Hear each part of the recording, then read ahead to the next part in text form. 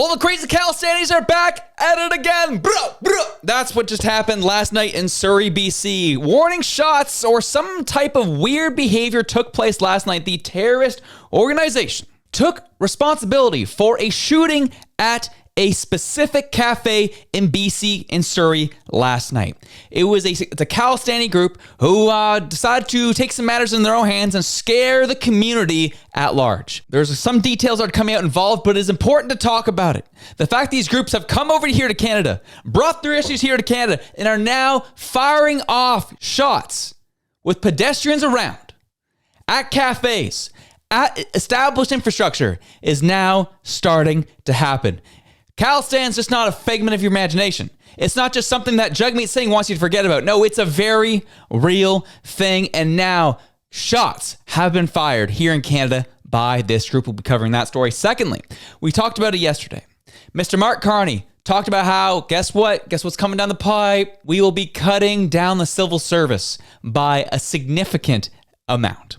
Likely, we're going to see the unemployment rate rise even further here in Canada. And to top it all off, the Senate has introduced UBI as a bill. Universal Basic Income is now officially been tabled in the upper house here in this country. Welcome to the Elevate Podcast. I'm your host, Josh. Grateful to have you on once again. If you get any value from the show, it means the world. If you could like, share, and subscribe, helps get the show out to a different audience. New people can see what's going on and give them a different option than what the mainstream media offers.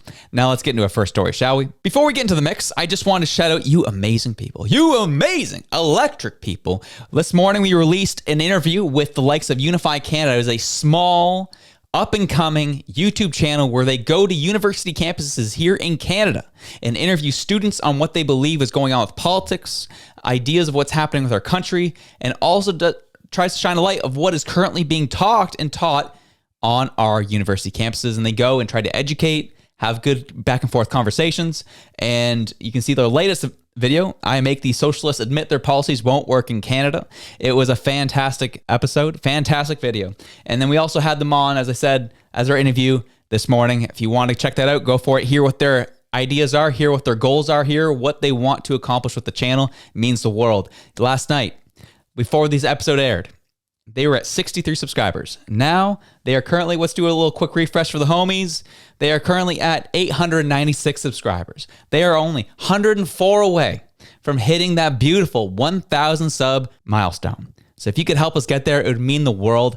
Really help this young crew get out there and do the job that we were hoping someone would get out and do.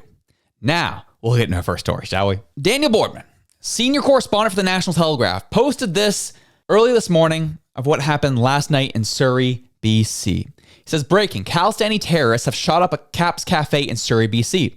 Harjit Singh Lodhi of the Babar Khalsa International, listed terror group in Canada who bombed Air India in 182, has apparently taken responsibility for the attack.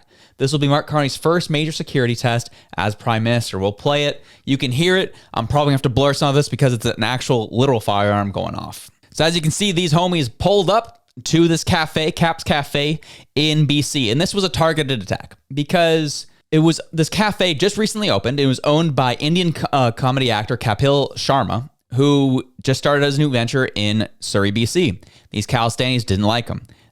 So they showed up and tried to shoot up his cafe. The fact that they showed up to a community in Canada, in BC, and started firing off shots at a cafe, don't really care who's involved. I don't want to see it, especially when now you have terrorist entities who are now pushing people to go out and do this now. Not stoked about it. And it doesn't leave a good precedent for us here in Canada, especially when it's a group who is taking credit for it, allegedly, who is on Canada's terrorist watch list. And we know lately that Canada just allows extremist groups and terrorists to just operate with no problems whatsoever here. However, guess what? I don't care. I'm going to keep talking about it, and this cannot stand. We cannot allow this to stand. This is brutal. And quite frankly, you're not going to hear about it. You will not see it on the CBC. You will not see it on the CTV. You will actually likely not see it anywhere because guess what? As I said, our media likes to pretend that certain terrorist groups or terrorist groups in general don't exist. Whether they be Hamas, whether they be the Khalistanis, whether they be anybody else. But they'll make sure to give 24/7 coverage around four guys in Quebec who show up and have allegedly want to take over land in Quebec City. They'll give 24/7 coverage of that, but a literal terrorist group shows up and takes credit for a shooting in BC. Crickets. You won't hear a dang thing about it. And again, this is a breaking story currently. We're looking to find out what actually the details are, what has come about. Again, terrorist groups take credit for these things all the time. If they were actually involved, is a different story. However, we will take them at their word for now, that a terrorist group funded this action to terrorize the community in Surrey, BC. And quite frankly, I'm done with this stuff, man. Over it, done with it. Something needs to be done, and we need to crack down on this crap immediately. We've talked about it ad nauseum over and over and over again, and Daniel Boardman said it right. Right now, Mark Carney's in talks and trying to get things going with India in terms of trying to get certain trade going. India will not talk to Canada until they deal with the Khalistan issue. So Mark Carney actually is going to have to do something about this because it's politically convenient for him right now.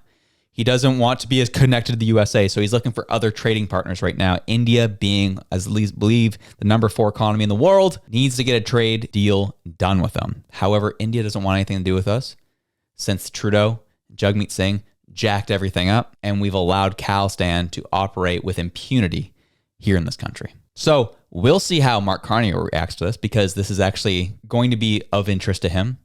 And we'll see if our RCMP actually crack down on this. We'll see if our CBSA actually cracks down on this. We'll see if our authorities actually crack down on this crap. So, as I said, we'll keep you informed. We'll keep you in on what's going on.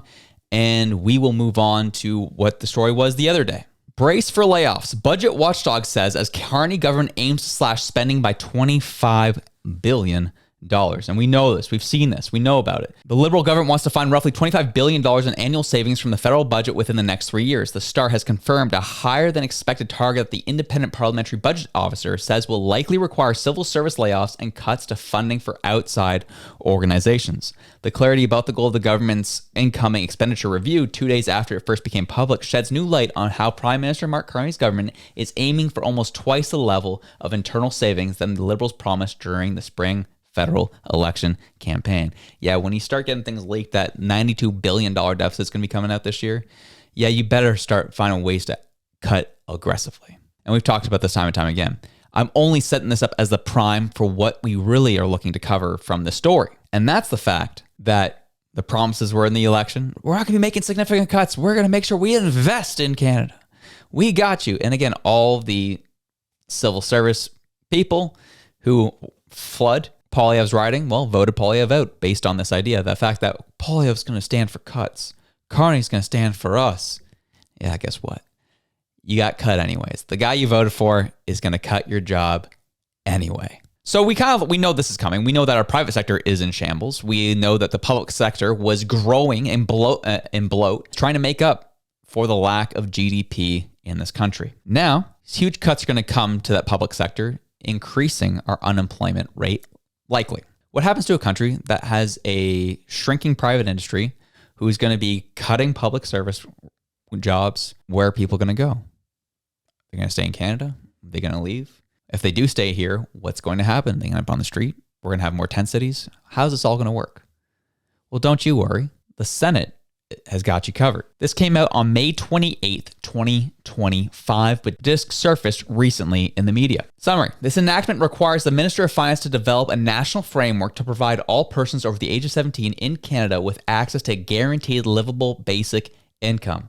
It also provides for reporting requirements with respect to the framework. Within 1 year after the day on which this act comes into force, the minister must prepare a report setting out the framework, including any social, health, and economic conclusions and recommendations related to its development, and cause the report to be tabled in each House of Parliament on any of the first 15 days on which that House is sitting after the report is completed. So what's going on here is they're going to be looking to bring in a bill to bring in a guaranteed basic income for people who, I guess, need it. It's not a universal basic income. It's just a guaranteed livable basic income for those who need it.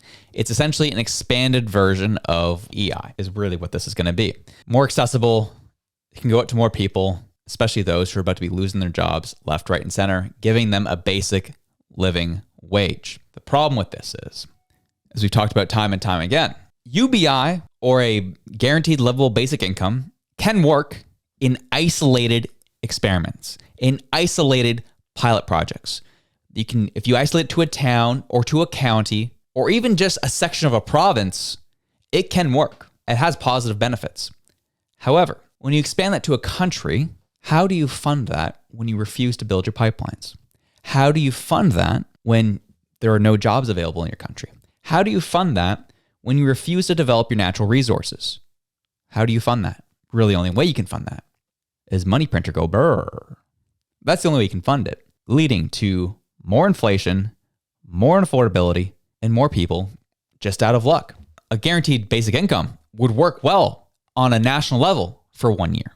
Then when the market catches up, things would get really bad really quick. We already have seen this in this country because we saw a version of this during COVID when we started giving out money to people. Look at what happened to our country since.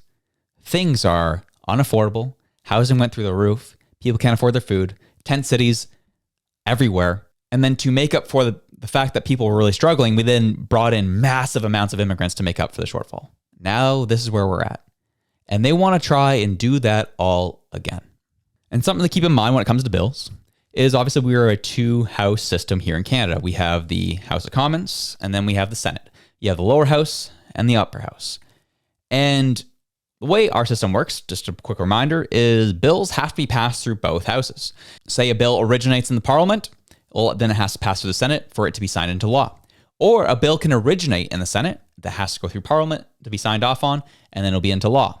So there's a long way for this to go. However, with the job cuts that are coming in the public service, with the unemployment rate skyrocketing across the country, our private sector shrinking, there's going to be a lot of political will to get this moved because, it's the compassionate thing to do instead of realizing what has caused all of this to happen.